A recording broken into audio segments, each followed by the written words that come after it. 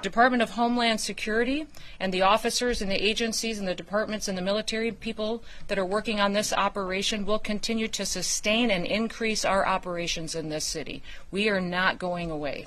We are staying here to liberate this city from the socialist and the burdensome leadership that this governor and that this mayor have placed on this country and what they have tried to insert into this city. So I want to say thank you to every single person that has been able to do this. The fact of the matter is, a half a dozen violent criminals that you're rotating on your. I also want to talk about specifically how many of our. You know, and I don't even know the senator. He did not request a meeting with me or to speak with me.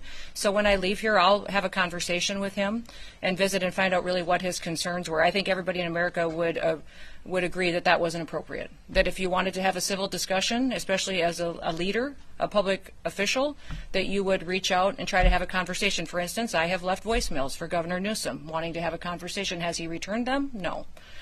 We are assessing this weekend's threat levels, not just here, but in cities across the country, and pre-deploying assets. So we're using every tool that we have in our toolbox and pre-staging people, task forces, special swift response teams, people with specific gifts and talents that they can contribute to areas that we think they may be needed this weekend. There is some rhetoric out there that some of the people who have been detained, arrested, in detention are not criminals or do not have a criminal history. Can you address that? Now, there may be people that because of the targets that we were out there arresting, that were with those individuals, they were collaterals that were spending time with them, and all those people will be vetted. And remembering, still in the United States, if you come into this country illegally, you have committed a crime. And so when you do that, we have to go through and follow the law and make sure that we're adjudicating that and dealing with that appropriately. As for the violence and the demonstrators, violence will not deter us, the CBP mission here in Los Angeles. I believe we saw that last Sunday night out at Paramount.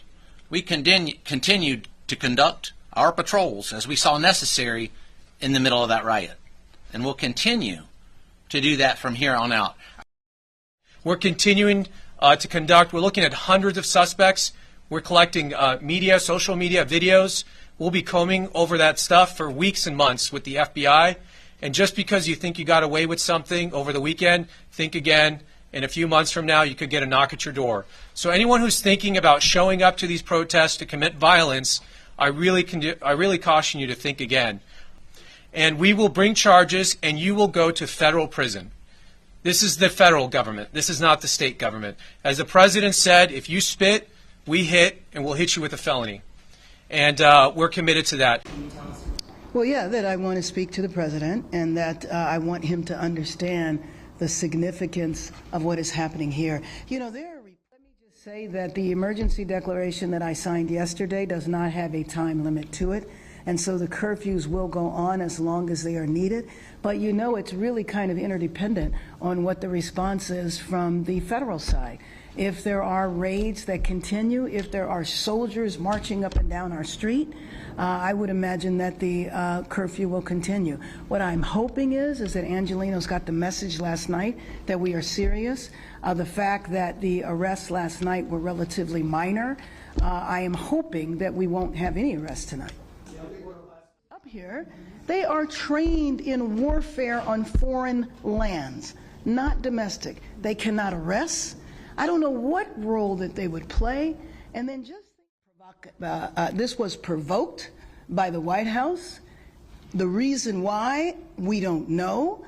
I posit that maybe we are part of a national experiment to determine how far the federal government can go in reaching in and taking over power from a governor, power from a local jurisdiction, and frankly, leaving our city and our citizens, our residents, in fear. All have been disrupted. Families are too afraid to leave their homes, and the very places that once served as gathering spots for joy, like our beloved swap meet, have been marred by fear. As a vibrant gathering place for our diverse community, some are avoiding going to work. It continues to get worse as these loyal vendors are forced to stay away out of fear of losing their livelihood. For some, militarization of immigration enforcement has no place in our neighborhoods. And the deployment of Marines on U.S. soil is an alarming escalation that undermines the values of democracy. Our communities are not battlegrounds. Deploying military forces and conducting militarized ICE raids in immigrant neighborhoods is not about public safety. It is about political theater that is rooted in fear. I have a message for those Marines who are probably watching. Brothers, I myself have fought in different theaters. I fought wars. And I will tell you this, the people that you are here who have been called foreigners are not foreigners. These are Americans. And when we lifted our hands and we swore the oath to defend the Constitution and to defend this country, that oath was to the American people. It was not to a dictator. It was not to a tyrant. It was not to a president. It was to the American people. And when our workforce lives are in fear, the fields will go unharvested. But most importantly, let's not forget that these people are also human. At the basic level, they are our friends, they are our family, and they are our loved ones.